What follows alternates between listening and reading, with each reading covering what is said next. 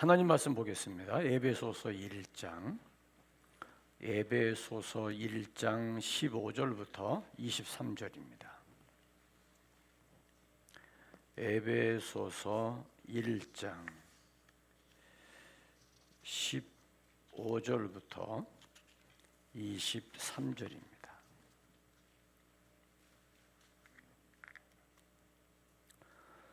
에베소서 1장 우리 함께 봉독하시겠습니다. 이로 말미암아 주 예수 안에서 너희 믿음과 모든 성도를 향한 사랑을 나도 듣고 내가 기도할 때에 기억하며 너희로 말미암아 감사하기를 그치지 아니하고 우리 주 예수 그리스도의 하나님 영광의 아버지께서 지혜와 계시의 영을 너희에게 주사 하나님을 알게 하시고 너희 마음의 눈을 밝히사 그의 부르심의 소망이 무엇이며 성도 안에서 그 기업의 영광의 풍성함이 무엇이며 그의 힘의 위력으로 역사하심을 따라 믿는 우리에게 베푸신 능력의 지극히 크심이 어떠한 것을 너희로 알게 하시기를 구하노라. 능력이 그리스도 안에서 역사하사 죽은 자들 가운데서 다시 살리시고 하늘에서 자기 오른편에 앉히사 모든 통치와 권세와 능력과 주권과 이 세상뿐 아니라 오는 세상에 일컫는 모든 이름 위에 뛰어나게 하시고 또 만물을 그의 발 아래 복종하게 하시고 그들 만물 위에 교회의 머리로 삼으셨느니라. 교회는 그의 몸이니 만물 안에서 만물을 충만케 하시는 이의 충만함이니라. 오늘 말씀의 제목입니다. 부르심의 소망을 계승하라. 말씀의 제목인데 한 번 더 할까요? 부르심의 소망을 계승하라.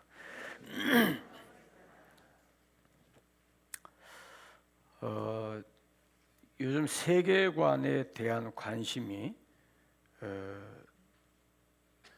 세계적으로 사람들의 관심에 모아지고 있는 것을 봅니다. 세계관이라고 하는 것은 세상을 바라보며 이해하고 해석하는 관점을 세계관이라 그렇게 이야기합니다. 똑같은 사건도 어떻게 바라보느냐에 따라서 이해와 해석의 차이가 극명하게 갈라집니다. 바라봄, 어떻게 바라보느냐 하는 것은 결국은 내 안에 어떤 생각을 하고 있느냐에 따라서 보여지는 것이 다르고 이해되어지는 것이 다를 수밖에 없습니다.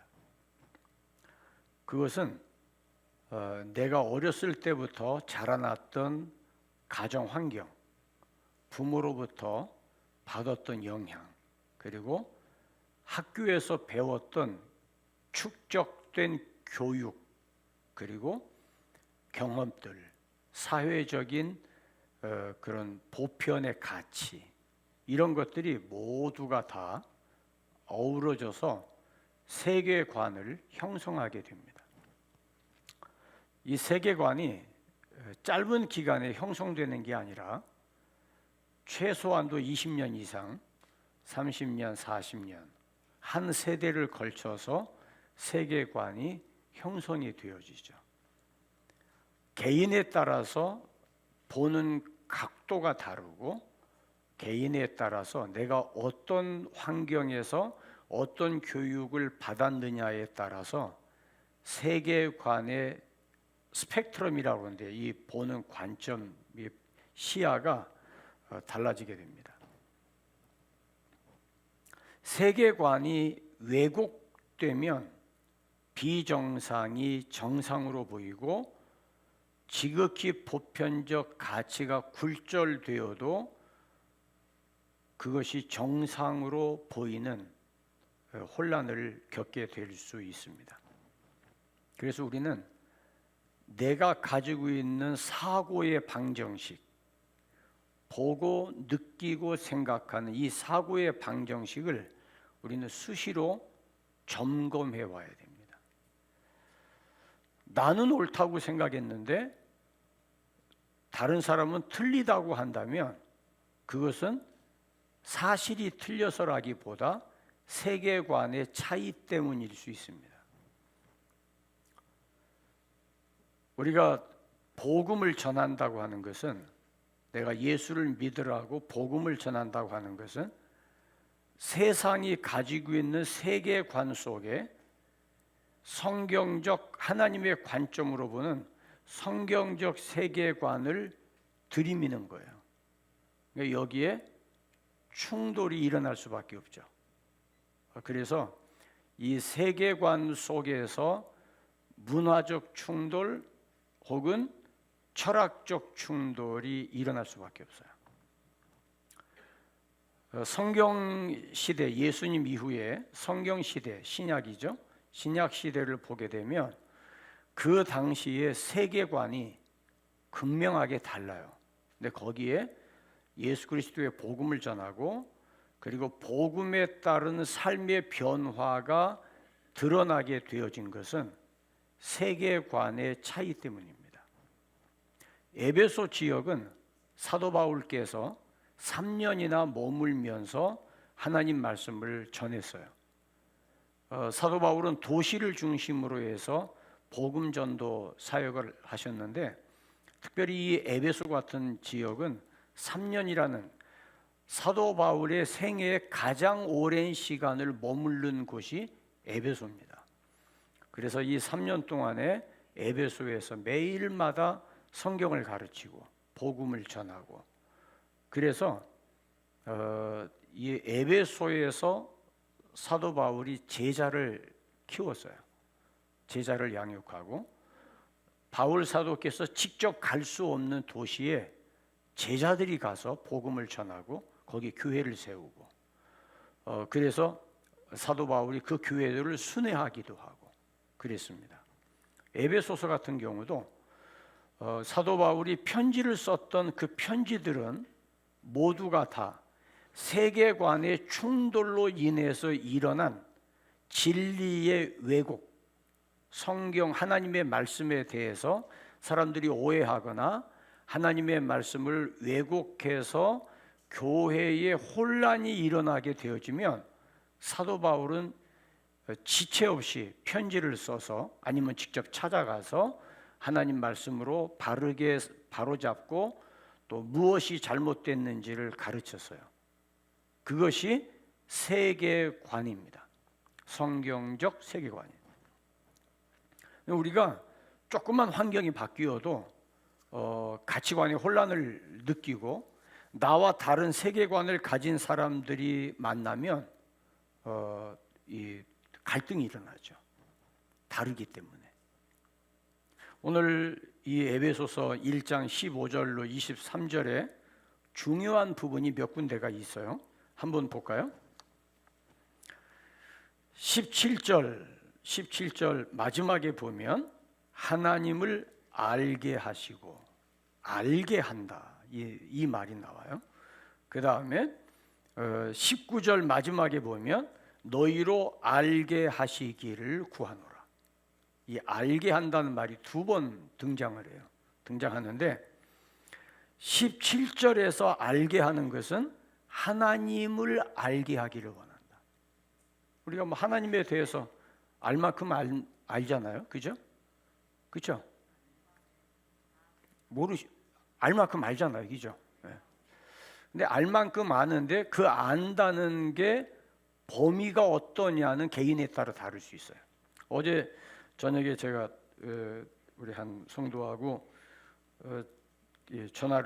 통화를 했어요.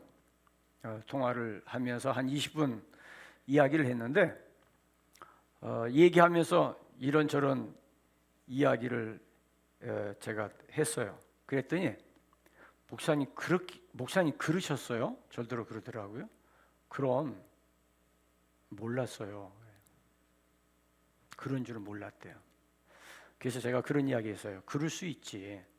각자에게 주어진 환경과 그 형편에서 내가 느끼는 것이 그 순간에는 내 판단이 옳다고 생각할 수 있어.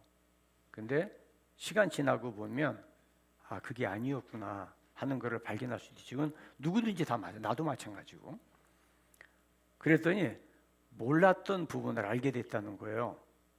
그래서 그러면 다행이네. 제가 그랬어요. 부부가 살아가면서 같은 가족이라도 혹은 친한 친구라도 살아가면서 때로는 충돌하고 갈등하고 마음이 상하기도 하고 때로는 새로운 것을 발견함으로 인해서 그것이 삶의 활력소가 되기도 해요. 미처 몰랐던 부분 때문에 오해도 생기고요. 그것 때문에 상처도 받아요. 몰라서. 그때는 내가 안다고 생각했죠. 근데 시간이 지나고 보니까 그게 아니었네. 그래서 그런 말이 아니라 이래서 그랬구나 하는 것을 알게 되면 그동안에 쌓였던 오해가 풀어져요. 그러면 오해와 상처로 인해서 묶였던 것이 풀어지면서 자유를 얻죠. 그리고 신선한 새로운 것이 보이기 시작해요.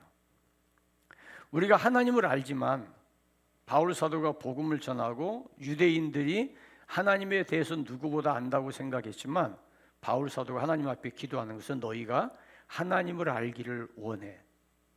그럼 지금까지 내가 몰랐던 거야? 그게 아니라 하나님에 대해서 아는 것이 점점 자라났으면 좋겠어.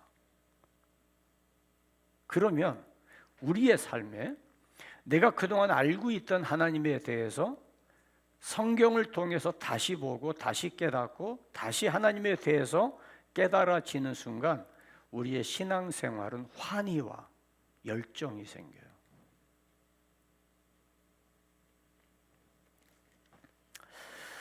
누군가를 알아간다고 하는 것은 그런 기쁨을 가져다 주는 거죠.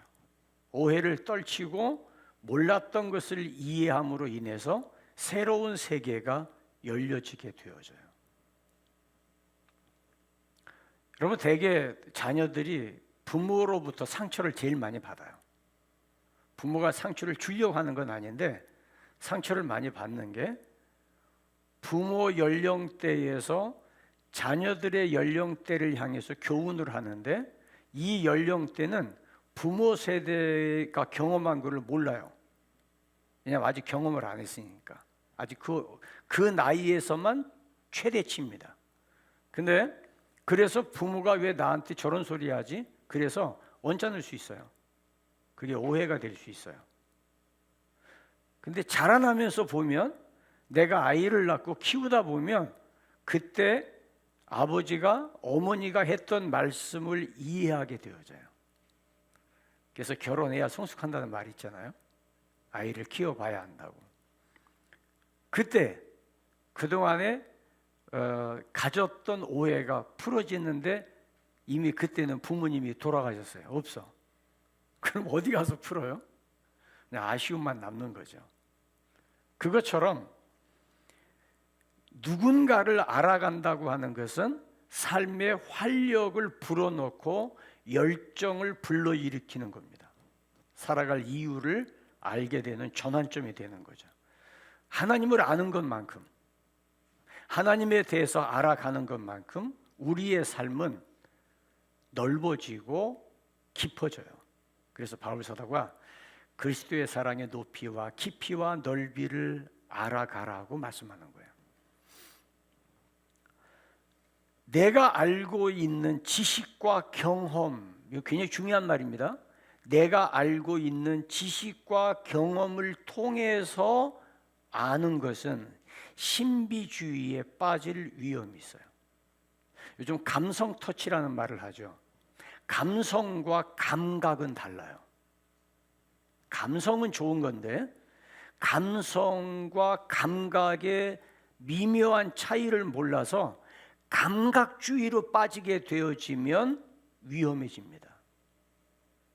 감성과 감각. 우리가 영성이라는 말을 많이 하는데 사실 영성이라는 말은 깊은 사색으로부터 나오는 철학입니다. 영성이 어떤 오묘한 느낌이나 그게 아니에요. 영성은 깊은 철학이에요. 소위 말하는 영성가들, 영성신학자들, 영성이 깊은 사람들이 써놓은 책들을 읽어보면 그냥 훅 읽고 넘길 만한 글은 거의 없어요. 문장 하나를 가지고 깊게 되새겨 봐야 돼요. 그래야 의미를 알 수 있어요. 그건 뭐냐면 오랜 깊은 사색에서 나온 정제된 언어이기 때문에 그런 거죠. 그래서 영성이라고 하는 것은 철학입니다. 그래서 오늘 이게 사도 바울께서 하나님을 알아가는 것이 내 지식과 경험을 통해서 아는 것이 아니라 지혜와 계시의 영을 통해서 알아가는 거예요. 자, 이거 굉장히 중요한 문제예요. 하나님을 알아가는데 내가 알고 있는 보편적 지식이나 내가 경험한 것을 통해서 하나님을 알아가는 것은 지극히 부분적이고 왜곡될 수 있어요. 그러나 하나님의 지혜와 계시의 영으로 하나님을 알아가는 것은 내 삶이 송두리째 달라질 수가 있어요. 그래서 바울 사도께서 에베소 교회에 이 말씀을 하신 거예요. 여러분, 이스라엘 백성들이 왜 광야에서 실패했어요? 왜 사사시대 가나안 땅에 들어갔다가 가나안 땅까지 들어갔는데 왜 삶이 뿌리채 흔들리게 되어졌어요? 이유가 뭐예요? 제가 지난주에 말씀드린 것처럼 너희가 여기서는 너희 소견대로 행하였거니와 거기서는 그렇게 하지 말지니. 우리가 내가 아무리 많이 배웠고 내가 많이 안다고 하지만 다분히 죄성을 지닌 인간에게 뿌리칠 수 없는 특성이 자기의 소견을 지나치게 믿어요. 소견이라는 말, 우리가 이제 사사기에서 21장 25절에 소견이라는 단어가 나오는데 그 소견이라는 말은 눈입니다. 아인이라고 하는 단어인데 이 아인이라는 말은 눈이에요. 세계관이에요. 내가 보는, 내가 바라봄, 내가 어떻게 봤느냐는 거죠. 내가 어떻게 보았느냐를 가지고 내게 주어진 환경과 내게 주어진 여건을 바라보면서 성경적 가치관으로 해석하는 게 아니라 내가 그냥 해석하는 거예요. 그러면 그게 소견이 되는 거예요. 그런데 보세요. 우리가 제자훈련을 하는데 제자훈련하는 목적은 내게 주어진 수많은 내 삶의 다양한 일들, 내가 경험하는 일들을 그동안에 내가 바라보고 이해하고 판단하고 느꼈던 것을 성경적 가치관과 세계관으로 바꾸는 렌즈를 교환하는 거예요. 그게 제자훈련이에요. 그러면 똑같은 상황에 옛날에는 이렇게 반응했던 것을 성경적 세계관을 가지고 다르게 반응하는 거죠. 어떻게? 하나님이 원하시는 방향으로. 그게 제자훈련이에요. 예수님이 제자들을 데리고 교실에서 하지 아니하고 삶에서 했던 것은 우리가 삶에서 부딪히고 경험하는 다양한 환경들이에요. 거기에서 예수님이 어떻게 하시는가를 본 거예요. 그거를 보여주는 거예요. 그러니까 그 안에서 제자들끼리 충돌이 일어나고 제자들끼리 갈등이 일어나고 그러면 또 예수님께 와서 여쭈어보고 주님 이럴 때는 왜 이렇게 됐죠? 이건 왜 이렇죠? 그때 주님께서 해석해주고 설명해주고 근데 이러한 삶에서 뒷받침되어지는 건 기도와 금식밖에 없어 하는 거예요. 그건 뭐냐? 단순하게 내가 아는 알미 아니라 기도와 금식을 통한 하나님을 향한 갈망인 거죠. 그게 마음의 눈을 떠서 보는 거예요. 그래서 지혜와 계시의 영을 통하여 하나님을 알아간다고 하는 것, 그것이 우리의 삶이 변하고 또 하나는 18절부터 나타나는 것은 하나님께서 나를 부르셨다고 하는 그 부르심, 마음의 눈을 밝히사 부르심의 소망이 무엇인가 알게 하시고 여기에 중요한 단어가 마음의 눈이에요. 마음의 눈. 마음의 눈. 소견대로 바라보던 게 아니라 하나님께서 열어주신 마음의 눈을 밝히사 부르심의 소망, 나를 부르신, 내가 선택한 게 아니라 하나님이 나를 부르신 그 부르심이 무엇 때문인지를 비로소 알게 하는 거죠. 여러분 요즘 쿠팡이 지금 요즘 화제가 되고 있어요. 쿠팡 배달업이죠. 배달업, 새벽 배송, 참 우리나라 같이 이렇게 발달한 데가 없어요. 어제 주문했는데 새벽에 눈도 뜨지 않았는데 현관 앞에 놓고 간다고 문자가 와요. 이 사람들 잠도 안 자나 봐. 이렇게 해가지고 수입이 얼마야? 그래서 옛날에는 쿠팡에 다닌다고 그러면은 참 극한 직업이다. 이거 운전해서 좀 편하게 직장 생활하지 그거 힘들지 않아? 그런데 지금 쿠팡에 대한 가치가 달라졌어요. 쿠팡이 뉴욕 증시에 상장한다고 하는 소식이 딱 나오면서 쿠팡의 기업 가치가 한국 돈으로 50조에서 60조로 수직 상승했어요. 그럼 어떻게 되죠? 지금 요즘 뭐해? 그냥 다 그런데 어디 다녀? 그냥 묻지 마. 그랬던 사람들이요. 지금은요. 쿠팡. 야, 좋은 데 다니네. 뉴욕 증시에서 50조라며. 직원들한테 주식 나눠준다며. 쿠팡 직원이 15,000명이에요. 쿠팡의 주식이 뉴욕 증시에 상장된다는 뉴스가 보도되면서 쿠팡맨들이 자신들의 가치가 달라졌어요. 이게 뭐예요? 뭐가 월급이 달라진 거예요? 아니요. 부르심의 소망의 가치가 달라진 거예요. 하나님께서 나를 부르셨다. 그냥 어디가? 그냥 저기 가. 주일날 아침에 교회 간다는 말도 못하고 아파트에 나오다가 어디 가세요? 그냥 어디 좀 갔다 오려고요.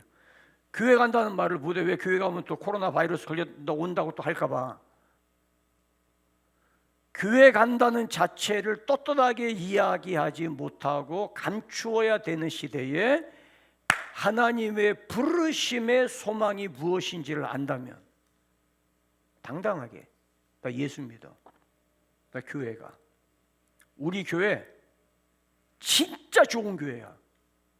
이 이야기를 자신 있게 할 수 있는 이유는 마음의 눈을 열어 부르심의 소망을 바라본 사람에게 주어진 가치예요.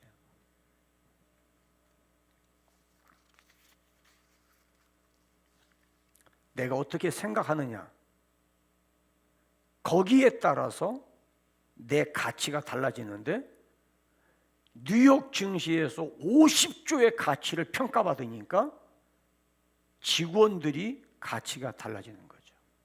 오늘 뭐라고 그랬어요? 18절에 영광, 기업의 영광, 풍성한 기업의 영광. 이게 뭐예요? 하나님의 나라의 가치가 바뀌었다 이 말.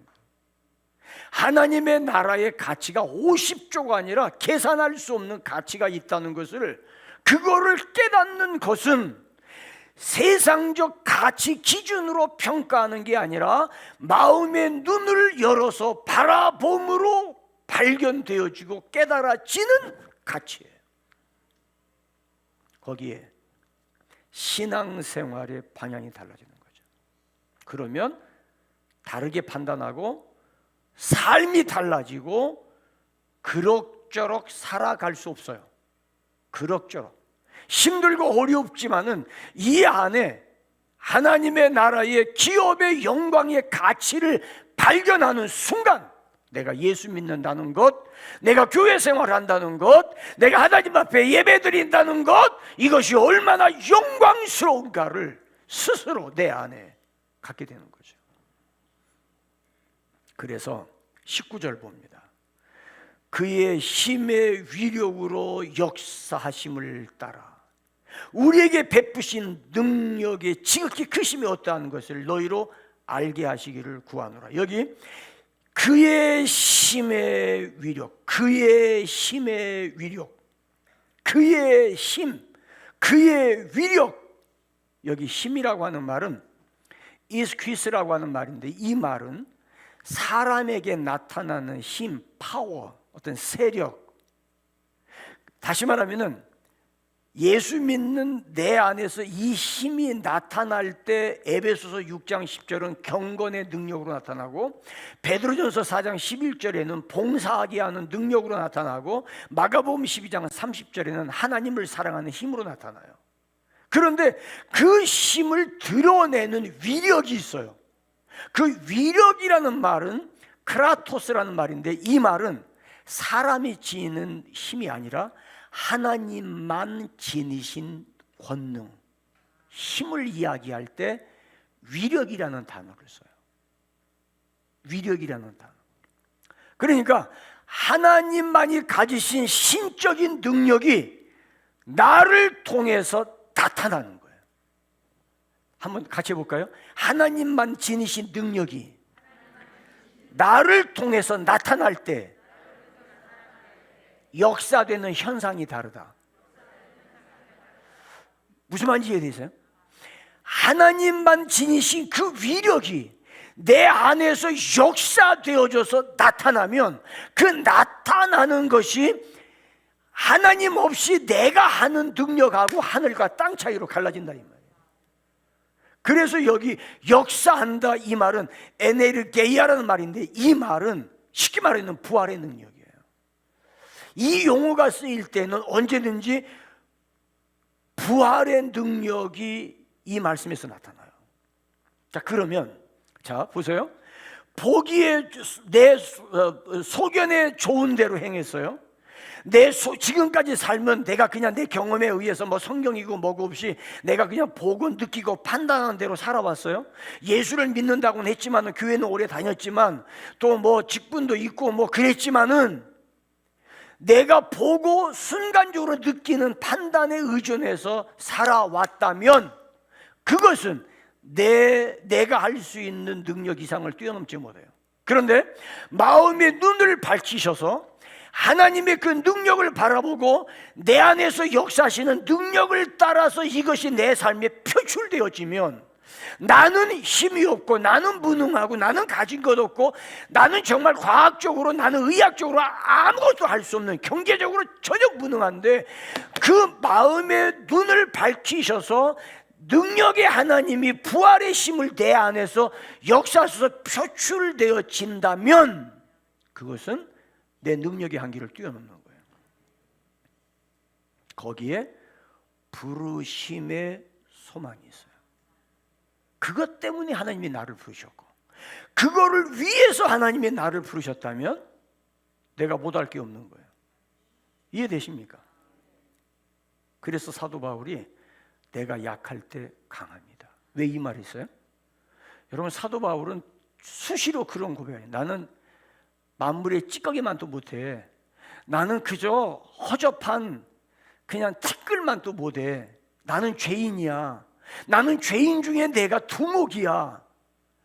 자존감 약한데, 참 사도 바울이 이게 열등감이 너무 심한데 스데반 죽인 것 때문에 평생 이게 발목을 잡나? 이런 생각할지 모르지만, 그게 아니라 사도 바울이 이런 고백을 할 때마다, 성경 잘 보세요. 이런 고백을 할 때마다 그 다음에 드러나는 게 내 안에서 역사하시는 하나님의 능력이에요. 내 안에서 역사하시는 하나님의 능력을 극대화하기 위해서 나는 죄인이라고 고백하고 나는 티끌 같은 존재라고 고백하는 거예요. 자, 그래서 내 존재성, 내가 죄인이고 나는 정말 가치 없다는 것을, 이거를 깨닫고 십자가를 통해서 부활의 능력으로 주님을 바라보지 않는 한 우리는 자존심이 아니라 교만해지게 되는 지름길이 숨어 있어요. 조심하셔야 돼요. 굉장히 조심하셔야 돼요. 긍정적 자아상, 적극적 사고의식이 중요하지만 그것은 내가 가진 본연의 생각과 사고가 아니라, 나는 죄인이고 하나님의 진노 아래에 있던 나였는데 하나님, 나를 부르신 하나님께서 나를 부르셔서 내 죄를 용서하시고 나를 다시 힘있게 하시고 나를 붙드신 그분의 능하신 손 아래서 내가 모든 것을 할 수 있느니라. 나의 나된 것은 하나님의 은혜로다. 이 고백이 되는 거예요. 이거를 지금 사도 바울이 에베소 교회에 너희가 이것을 깨달았으면 좋겠어. 너희가 반드시 이걸 알아야 돼. 네 힘으로 하는 게 아니야. 끊임없는 에너지와 한없는 능력으로 행하시는 역사가 얼마나 놀라운가를 너희가 알아야 돼. 부활의 능력이 사망의 음침한 골짜기에서 놀라운 군대로 나를 일으키셔. 메마른 뼈를 군대로 일으키시는 것처럼 하나님의 부활의 능력이 내게 역사하면, 그것을 마음의 눈을 밝혀 바라볼 수 있다면 주여 나를 붙드소서. 주여 그 부활의 하나님, 그 능력으로 연약한 나를 붙드소서. 쓰러진 나를 일으키소서. 깨어진 나를 회복시켜 주소서 라고 주님만 붙들 수밖에 없는 무릎 꿇음이 나오는 거예요. 그래서 마음의 눈을 열어 보아야 되는 거예요. 어떻게 알게 됐다고요? 마음의 눈을 밝히사. 눈이라고 하는 것, 눈이라는 것은 깨닫게 하는 지적 기관입니다. 눈은 깨닫게 하는 지적 기관, 도덕적 개념, 영혼의 눈으로도 이해가 되어져요. 이걸 다른 말로 세계관이라고도 해요. 그러니까 세상을 바라보는 눈이 예수를 믿기 전에 내가 가지고 있던, 교회를 다니면서도 여전히 세상적, 세속적 세계관을 가지고 바라본다면 이해되지 못할 게 성경의 부지기수고, 이해할 수 없는 게 교회의 전체가 다예요. 전체가. 그래서 예수를 믿고 교회 생활 오래 하면서 끝까지 내가 세상에서 답습하고 배웠던 세속적 세계관을 고집하고 있는 사람은요, 평생 예수를 믿어도 신앙의 뿌리가 절대 뿌리 내릴 수가 없어요. 결코. 마태복음 6장 22절 23절에 우리 같이 읽어볼까요? 시작. 눈은 몸의 등불이니 그러므로 내 눈이 성하면 온몸이 밝을 것이요 눈이 나쁘면 온몸이 어두울 것이니 그러므로 내게 있는 빛이 어두우면 그 어두움이 얼마나 더하겠느냐. 이 말씀을 하신 다음에 예수님께서 24절에 이렇게 계속해서 말씀하십니다. 한 사람이 두 주인을 섬기지 못할 것이니 혹 이를 미워하고 저를 사랑하거나 혹 이를 중히 여기고 저를 경히 여깁니다. 너희가 하나님과 재물을 겸하여 섬기지 못. 이게 무슨 얘기예요? 보세요. 소견에 옳은 대로 행하는 눈과 밝아진 마음의 눈과 이 두 개의 눈이 있는데, 소견에 옳은 대로 행하던 세속적인 눈을 가진 사람은 재물을 선택하게 되어 있고, 마음의 눈이 밝아져서 부르심의 소망을 추구하는 사람은 재물 앞에서 하나님을 선택해요. 그러면 예수 믿는 사람은 돈이 필요 없냐? 지금 자꾸 그렇게 여러분들이 이원론적으로 생각하면 안 됩니다. 가치가 달라요. 가치가. 우리가 때로는 너무 힘들어서 낮에도 일하고 오후에도 일하고 밤에도 일해야 돼요. 그게 잘못된 거냐? 일할 수 있으면 해야죠. 일할 수 있는 건강도 하나님이 주신 거예요. 감사하셔야 돼요. 단 돈의 노예가 되어서 하는 거라면 그건 위험해요. 하지만 내가 이렇게 일하면서 그 안에서 하나님이 나를 향한 부르심을 따라서 하나님을 섬기며 나아간다면 돈을 버는 것이 그 자체가 목적이 아니라 이거를 통해서 나를 부르신 하나님을 향한 내 신앙의 여정의 방법인 거예요. 이해되십니까? 상황이 달라요. 상황이 달라요. 그래서 돈을 잘 벌릴 수도 있고 안 벌릴 수도 있고 힘들 수도 있고 뭐 좋을 수도 있어요. 거기에 따라서 내 마음이 움직여지지 않는 거예요. 시비가 엇갈리지를 않아요. 왜요? 누구를 바라보고 있어요? 하나님을 바라보고 있거든. 나에게 위력으로 역사하시, 위력으로 능력을 주셔서 역사하게 하시는 하나님을 바라보고 있기 때문에 뭐 밤이 올 수도 있고 겨울이 올 수도 있고 그럼 뭐 봄도 올 거고 거기에 따라서 못 살겠다, 뭐 죽고 싶다 이런 생각을 하지 않는다 이 말이에요. 그런데 세상적 가치관으로 재물의 노예가 되면 하루에도 몇 번씩 죽고 싶은 생각하고, 그건 크리스찬의 삶이 아니에요. 예수 믿는 사람의 세계관은 마음의 눈을 밝혀서 바라보는 그 바라봄이 우리에게 지금 필요한, 지금 이 시대, 특히 이 시대, 이 코로나 팬데믹으로 인해서 전 세계가 지금 몸살을 앓고 있는 이 시대일수록 우리가 하나님께서 주신 마음의 눈으로 바라보지 아니하면 부르심의 소망이 없어요. 절망이에요. 좌절해요. 죽고 싶은 거예요. 그래서 범사에 감사해라. 범사에 감사해. 이거는 부르심의 소망을 향해 가는 성도들의 삶이에요. 영적인 눈, 마음의 눈이 밝을 때 비로소 하나님을 섬길 수 있다는 것을 지금 말씀하는 거예요.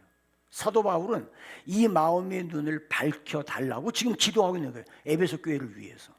마음의 눈이 밝아지면, 잘 들으세요? 마음의 눈이 밝아지면 돈을 따라 사는 게 아니라 부르심을 따라 살아요.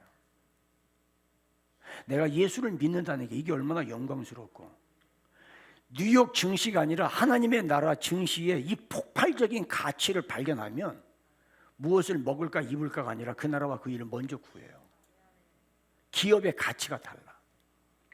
삶의 방향성이 다르고요. 태도가 다른 거예요. 여러분 보세요. 우리가 주일마다 모여서 예배드려요.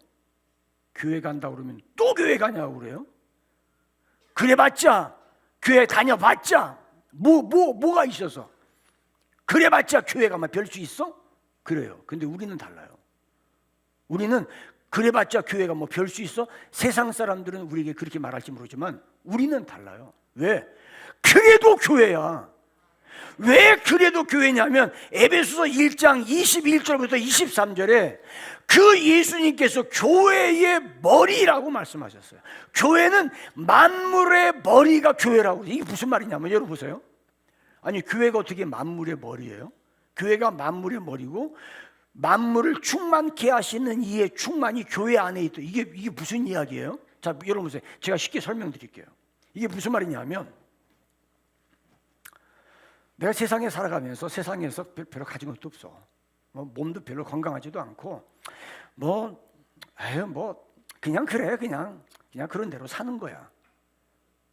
그런데 부활의 능력을 지니신 하나님께서 그 위력으로 내 안에서 역사하시는 역사하심을 따라 마음의 눈을 밝혀서 보는 대로 내가 주를 바라보고 주님을 향해서 나아가는 성도의 삶은, 교회 가봤자 예배 드려봤자 그 설교가 그 설교지. 여러분들이 지난날 한번 생각해 보세요. 오늘따라 교회가 가기 싫었어. 바빴고 할 일이 많았어. 그런데 하도 그냥 야단해가지고 그래 그냥 죽었다 생각하고 교회 가자. 그래서 왔는데, 여러분들이 지난날 경험에 한번 보세요. 근데 그날 설교가 나를 강타했고, 그날 설교가 내 눈을 뜨게 했고, 내가 오늘 예배 안 드렸더라면 나 어떡할 뻔했지? 그랬던 지난날의 순간들이 분명히 있을 거예요. 달라진 건 없어. 그렇다고 해서 예배 드리는데 목사님이 벌써 1,000만 원씩 돈 나눠주고 그런 일 일어나지도 않고 주님 앞에 가는 순간까지 그런 일은 없을 거야. 하지만 예배하면서, 때로는 찬송 부르면서, 말씀 속에서 깨어진 나를 치료하고 낙심한 나를 일으키고 망가져서 죽고 싶은 나에게 소망을 주고 다시 세상을 향해서 도전하고 나아갈 수 있는 하나님만이 지니신 위력이 내 안에서 역사해서 나로 하여금 가정으로 돌아갈 때 소망이 있게 하고 직장으로 갈 때 소망을 불러일으킨다면, 만물을 충만케 하시는 이의 충만이 교회 안에 역사되어지기 때문에, 다 그렇지 그게 아니라 그래도 교회인 거예요. 그래도 예배인 거예요. 그 은혜가 내 안에서 역사하는 거예요. 여러분, 주일날 교회에서 예배드리지 않는다면 얼마나 좋겠어요. 저도 평생 주일날 한번 내 맘대로 좀 한번 살아보고 싶은 생각이 있어요. 그럴 수가 없잖아요. 나도 주일날, 일요일날, 나도 일요일날 남들처럼 좀 피크닉도 가고 꽃구경도 가고 좀 그러면 좋겠다는 생각이 난들 왜 없겠어요? 평생 살면서 일요일날 놀러 가본 적이 없어. 어떤 사람이 보면 불행하다고 그럴 거예요. 그런데 그 안에서 예배하며 성도들을 만나며 말씀을 전하면서 내가 은혜 받고 내가 힘을 얻고 내가 소망을 얻어요. 여러분, 감사한 거는요, 나도 모르는 순간에 성도들의 삶 속에 말씀을 통해서 놀랍게 역사에서 나타나는 현상들이 10년, 20년 지나서 성도들이 그때서 얘기해. 좀 진작에 얘기하면 얼마나 좋겠어? 근데 목사님, 그때 그 설교가 사실 나를 살렸어요. 그때 그 말씀 아니었으면 저 진짜 우리 가정 깨졌을 거예요. 근데 그 말씀이 저를 붙들었어요. 교회가 아니었으면요, 저 벌써 인생 포기했어요. 근데 교회가 있어서 오늘까지 내가 버틸 수 있었어. 이런 고백들이 성도들이 여기저기서 하는 간증을 들으면은요, 그래, 내가 그래도 일요일 날 놀러 안 가고 예배 인도하길 잘했다는 생각이 들어가요. 사랑하는 여러분, 만물 위에 교회의 머리로 삼으신 하나님, 그 하나님께서 오늘도 부르심의 소망을 따라 여러분들 안에 이 은혜가 있기를 바라요. 연세가 50대 후반, 60, 70 이상 되신 분들, 예수 믿은 지 30년, 40년 되신 분들, 이제 몸이 노쇠하셔서 교회도 자주 오지 못하고 하신 분들 보면 아무리 힘들고 어렵고 곤고하고 포기하고 싶어도 그분들은요, 결정적인 순간에 기도해요. 결정적인 순간에 성경을 붙들고 하나님 앞에 눈물을 흘려요.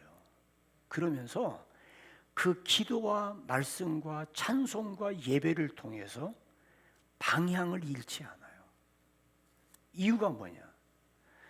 교회에서 신앙생활하면서 듣고 배우고 경험했던 은혜들이 내 안에 나도 모르게 성경적 세계관이 구축이 되어 있는 거예요. 그런데 지금 시대 우리 젊은 세대들은 설교를 아무리 들어도 자기 안에 자기 소견이 있어. 그래서 이 소견 때문에 설교를 정확하게 듣는데 그게 나에게 주는 말씀으로 안 들어요. 들으면서도 자기 생각에 기준이 있어서 피해가. 그러니까 보세요, 누가 자살해요? 물론 나이 드신 분도 자살하는 경우가 가끔 있습니다만은 멀쩡하게 젊은 사람이 왜 자살하냐고, 왜 세상을 절망하냐고, 왜 염세적인 생각을 가지고 신세를 볶느냐고. 이유가 뭐예요? 부르심의 소망을 발견하지 못하는 거예요. 하나님의 나를 부르셨다고 하는, 하나님이 나에게 하나님의 나라 기업의 가치를 내 안에 심어주신 것을 발견하지 못하는 거예요.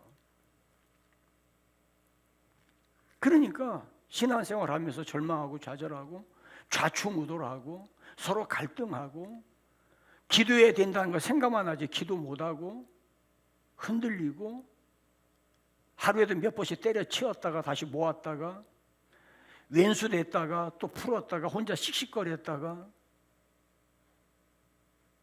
이 시대가 부르심의 소망이 얼마나 중요한가를 계승해야 희망이 있어요. 이 부르심의 소망을 계승하셔야 돼요. 마음의 눈을 밝혀서 하나님의 렌즈로 빨리 바꾸어야 돼요. 이 렌즈를 바꾸어서 부르심의 소망을 정확하게 보아야 우리의 신앙생활이 흔들리지 않아요. 안 그러면 이거 핑계대고 저거 핑계대고 여기 가면 괜찮을까 저기 가면 괜찮을까 왔다 갔다 하다가 인생 평생, 예수는 평생 믿었는데 뿌리가 없어. 예수는 믿었어요. 아는 것도 웬만큼 알아. 근데 신앙에 뿌리가 없어요. 왜요? 하나님은 교회를 통해서 역사하신다는 사실을 기억하기 바랍니다.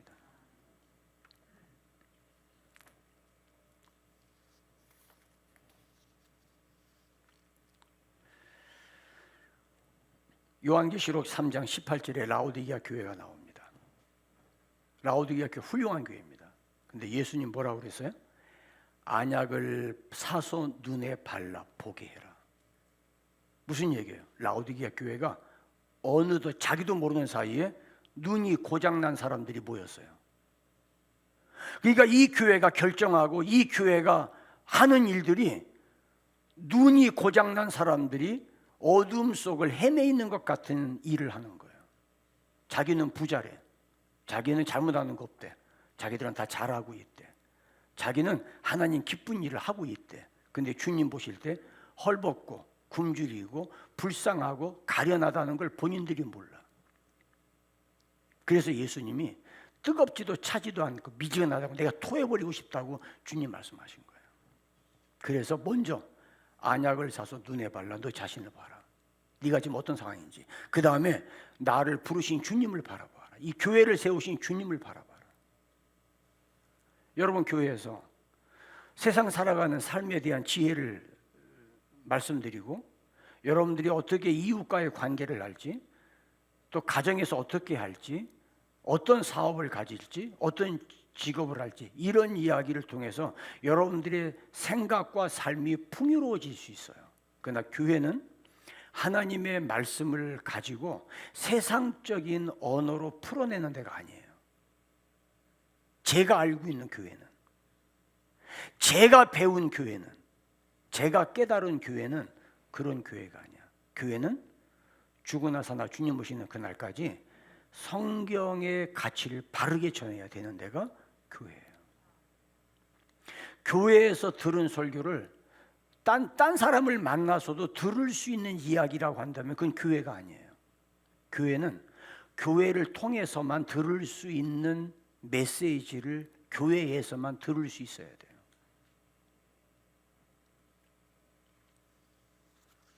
굴절된 자신감, 건강하다는 착시 현상. 그래서 마음의 눈을 밝혀야 합니다.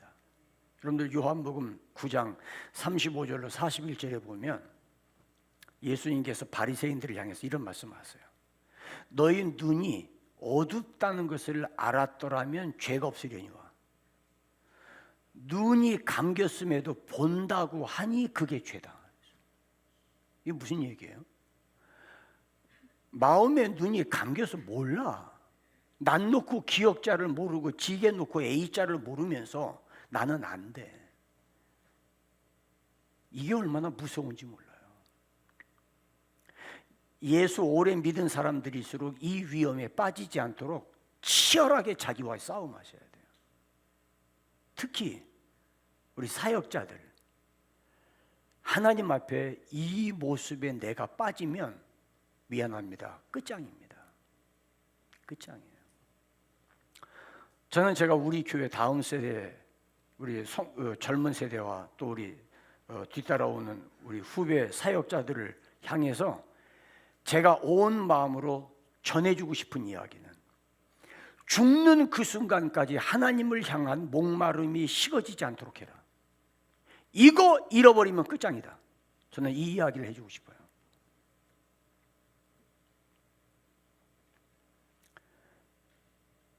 저는 이거 붙들고 지금까지 왔어요. 우리 교회가 40년 동안 오면서 하나님을 향한 목마름, 하나님을 향한 몸부림, 하나님을 향한 굶주림, 하나님에 대한 배고픔, 그것 때문에 절규해 왔어요. 우리의 눈이 하나님이 열어주신 마음의 눈인가 아니면 베드로후서 2장 4절에서 말씀한 음심이 가득한 눈인가는 바라보는 게 달라요. 음심이 가득한 눈은 모든 걸 다 성적 충동으로 봐요. 요한일서 2장 11절에는 어두움에 잠겨 멀어버린 눈이라고 말씀했어요. 이사야 44장 18절은 그들이 알지도 못하고 깨닫지도 못하면 그들의 눈이 가려져 보지 못하며 그들의 마음이 어두워져서 깨닫지 못함이니라. 근데 내가 잘 알고 있다고 착각하는 게 문제인 거예요. 창세기 13장에 두 사람이 등장합니다. 한 사람은 아브라함의 조카 롯이고 한 사람은 아브라함이에요. 근데 여기 창세기 13장 10절과 14절에 두 개의 단어가 동시에 등장하는데 바라본다는 단어예요. 본다고 하는 단어예요. 근데 롯은 소돔을 바라보고 소돔으로 갑니다. 왜냐하면 여호와의 동산처럼 보였어요. 여러분, 내가 바라보는 게 이 눈으로 보는 것 같지만 마음의 렌즈가 있어요. 마음의 렌즈로 바라보는 거예요. 내가 보고 싶은 것만 보는 거예요. 그러니까 롯은 소견에 좋은 대로 행하는 눈으로 소돔성을 바라보니까 그 당시에 화려한 도시고 안전한 도시고 돈을 벌 수 있는 도시고 거기는 기쁨의 도시라고 생각하고 거기로 간 거예요. 근데 롯의 시대가 끝나기 전에 이 소돔 유황불로 하나님이 심판해 버렸어요. 그런데 그런 롯을 떠나보낸 아브라함에게 하나님께서 일어나 동서남북을 바라보라. 하나님의 말씀으로 믿음의 눈으로 바라보았더니 소돔성이 기름지고 좋은 땅이 아니라 동서남북 사방이 기름진 땅이야. 무슨 말인지 아시겠어요? 믿음의 눈으로 바라보면 버릴 게 없어요. 하나님께서 보여주신 말씀의 눈으로 바라보면 아무리 못 살겠고 아무리 망가지고 아무리 내가 여기를 떠나고 싶고 여기에 1분도 머무르고 싶지 않은 현장이지만 말씀과 믿음의 눈으로 바라보면 거기가 하나님이 나에게 주신 기업의 땅인 거예요. 내가 보는 것을 내가 내게 주리라. 그 다음에 주님이 네가 종과 행으로 행하여 보라. 내가 밟는 땅이 너의 땅이라. 뭐예요? 믿음의 눈으로 마음의 눈으로 바라보고 간 거예요. 내 소견에 오른 대로 바라보았다면 소돔성으로 갔죠. 그런데 아무것도 없는 들판이에요. 광야예요. 돌밭입니다. 그런데 말씀의 눈으로 바라보니까 밟는 곳을 이 땅을 나에게 이 돌밭 줘서 뭐해? 여기서 뭐가 나온다고? 캐면 뭐 금이 나와 은이 나와. 근데 아니에요. 내 안에서 역사하시는 하나님의 능력, 인간의 힘이 아니라 하나님만이 주시는 그 힘으로 이 죽음의 땅을 개간하니까 부활의 동산이요, 축복의 땅이요, 영광의 땅으로 변하는 기업의 가치가 발견되는 거예요. 이 은혜가 오늘 이 주일 날 예배 드리는 우리 세종왕의 성도들 여러분 한 사람 한 사람에게 이 눈이 있기를 주의 이름으로 축원합니다. 정말 이 은혜가 40주년에 주시는 하나님의 축복이 되기를 주님의 이름으로 축원합니다. 할렐루야. 그래서 하나님께서 심각하게 말씀합니다. 심각하게 이사야 6장 9절 너희가 듣기는 들어도 깨닫지 못할 것이요 보기는 보아도 알지 못하리라. 이건 불행이에요. 그래서 예레미야 1장 11절에 하나님께서 예레미야에게 물으십니다.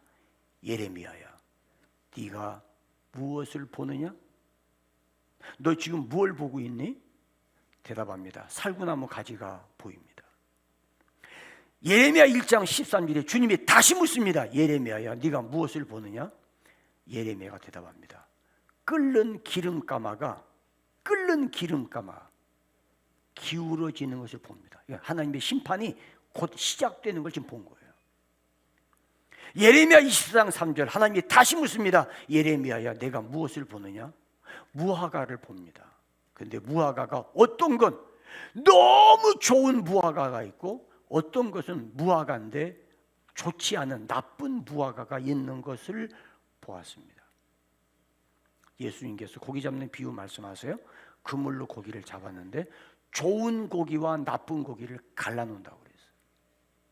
여러분, 똑같이 한 교회에서 신앙생활하는데 좋은 성도가 있어요. 근데 성도라고 말하기 부끄러운 교인이 있어요. 하나님이 보시는 관점이 무엇이냐는 거예요. 하나님이 지금 이 시간 여러분들을 향해서 너는 지금 무엇을 보고 있니? 아무개 집사, 너 무엇을 보고 있어? 네가 지금 어떤 관점으로 보는 거야? 네 소견에 좋은 걸 보는 거야? 마음의 눈, 계시와 지혜의 영으로 바라보는 거야? 네가 바라보는 교회는 뭐야? 네가 바라보는 너의 가정은 어떤 가정이야? 너는 너의 직장에서 무엇을 보고 있어? 하나님께서 여러분 개개인에게 질문하세요. 너는 무엇을 보느냐? 아모스 7장 8절과 8장 2절에 동시에 하나님께서 아모스에게 묻습니다. 아모스야, 네가 무엇을 보니? 스가랴 4장 2절과 5장 2절에도 똑같은 질문입니다. 네가 무엇을 보느냐? 사랑하는 여러분, 나사로가 죽어서 무덤에 있을 때 마르다와 마리아는 죽은 지 나흘이나 돼서 냄새나나이다. 예수님은 옮겨라. 하나님의 영광을 보리라. 무엇을 내가 보느냐? 내가 보고 싶은 것을 보는 게 아니라 하나님의 말씀으로 마음의 눈을 열어서 보여주는 것이 무엇이냐는 거예요. 내가 지금 하고 있는 이 일이 내 소견에 보기 좋은 것을 하고 있느냐, 아니면 힘들어도 마음의 눈을 열어주신 하나님의 눈으로 바라보고 있느냐. 저는 금년 40주년을 맞이하는 우리 교회에 주일마다 강단에서 선포되는 말씀을 통해 금년 1년 동안 하나님의 놀라운 은혜가 이전에 경험하지 못한 강단에서 폭포수처럼 흐르는 은혜를 기대합니다. 아멘입니까? 우리는 주님 앞에 주여 보게 하여 주옵소서 기도해야 됩니다. 누가복음 18장 35절로 43절에 여리고성에 들어가는 입구에서 구걸하던 맹인이 있었어요. 예수님이 지나간다는 말을 듣고 소리를 지릅니다. 다윗의 자손 예수여, 나를 불쌍히 여기소서. 사람들이 꾸짖어요. 데리고 오라고 그랬어요. 예수님이 묻습니다. 무엇을 하여 주기를 원하느냐? 지체하지 않고 대답합니다. 주여, 보기를 원합니다. 따라합시다. 주여, 보기를 원합니다. 다시 한번 주여, 보기를 원합니다. 내 마음의 눈을 밝히사 부르심의 소망을 보기를 원합니다. 그러면 나를 불러 주의 자녀 삼으시고 구원의 은혜를 베푸신 우리가 이 눈으로 바라본다면 버릴 거 하나 없고 좌절하고 절망하고 짜증내고 신경질 낼 게 하나도 없어요. 감사할 것 뿐이고 주님의 은혜를 볼 뿐이고, 쿠팡의 기업의 가치가 아니라 하나님의 나라의 기업의 가치가 세상으로 비교할 수 없는, 비트코인하고 비교할 수 없는 놀라운 무형의 가치가 하나님의 교회 안에 있다는 걸 기억하기를 주의 이름으로 축원합니다. 마가복음 8장 22절로 26절에 예수님께서 맹인을 데리고 동네 밖으로 나가셨어요. 사람들 없는 데로 가셔서 맹인의 눈에다 침을 뱉었습니다. 기분 나쁜 거죠. 맹인의 눈을 덮어주지는 못할 만큼 침을 뱉어. 교회 갔더니 내 약점을 드러내고 침을 뱉다. 그럴 생각 들죠. 이럴 수가 있어? 목사님이 그럴 수 있어? 그래요. 근데 예수님이 침을 뱉으신 다음에 안수하셨어요. 그리고 묻습니다. 뭐가 보이니? 예. 사람인 것 같은데 나무 같은 것들이 걸어가는 게 보입니다. 예수님이 다시 기도하셨어요. 지금은 모든 것이 확실하게 보입니다. 여러분, 예수님이 능력이 없어서 2번 기도해 주시고 고치세요? 말씀 한마디로도 되는데 소경으로 하여금 하나님의 능력이 때로는 한순간의 변화도 일어나지만 때로는 점진적 변화도 있다는 것을 보여주는 거예요. 사랑하는 여러분, 열왕기하 6장 17절로 20절에 보면 엘리사가 도단성에 머무르고 있을 때 아람 군대가 도단성을 포위했습니다. 엘리사를 잡기 위해서. 왜냐하면 이게 엘리사가 워낙은 영성이 밝아가지고 아람 나라가 이 비밀 회의를 하는 거를 엘리사가 다 알아요. 그래서 군사작전하면 미리 길목을 지키겠다가 꼬박꼬박 치니까 아람 나라가 손을 쓸 수가 없어요. 이게 무슨 신비한 무슨 레이더가 있는 것도 아니고 도청장치를 한 것도 아니고. 근데 그 신학 가운데 거기 엘리사라는 사람이 하나님의 사람이라 침대 침실에서 주고받는 이야기까지 다 듣고 있습니다. 그럼 이놈만 없애면 되겠네. 그래서 밤중에 아람 군대가 도단성을 포위했어요.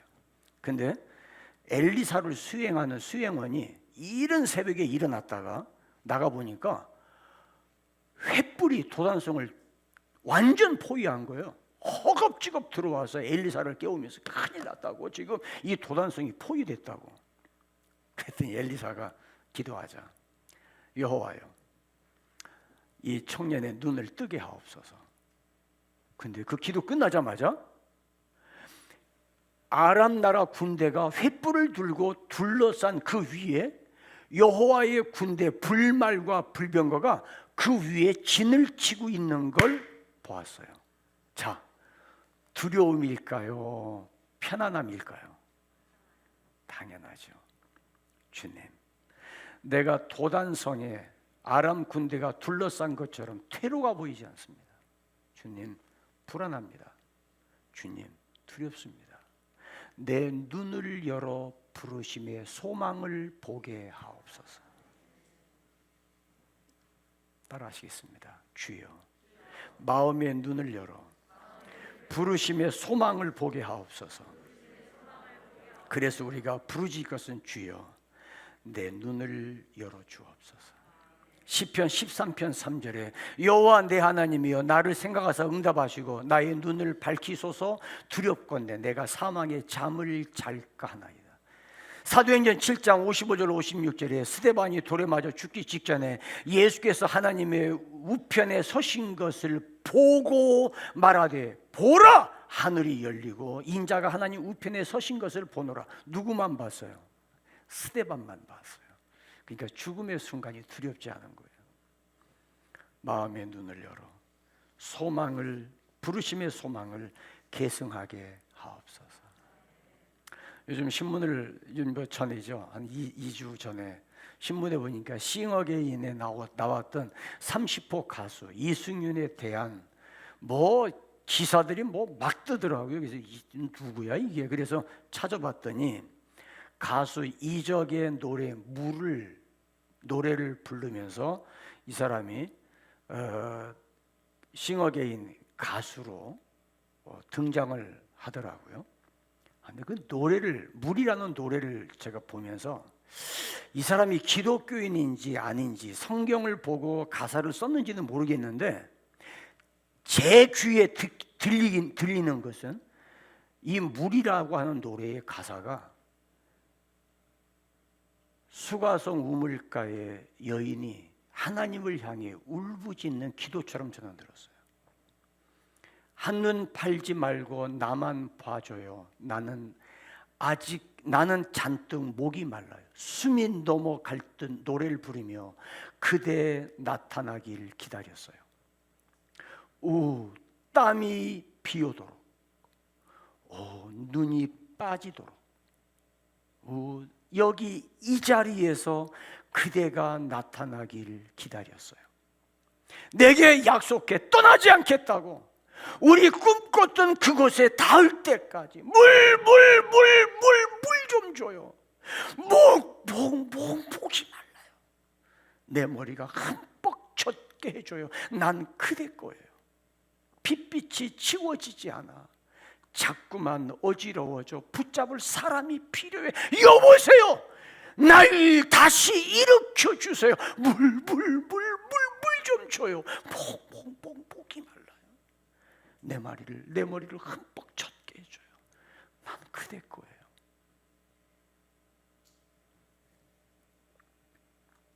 우물가의 여인처럼 내가 목이 말라.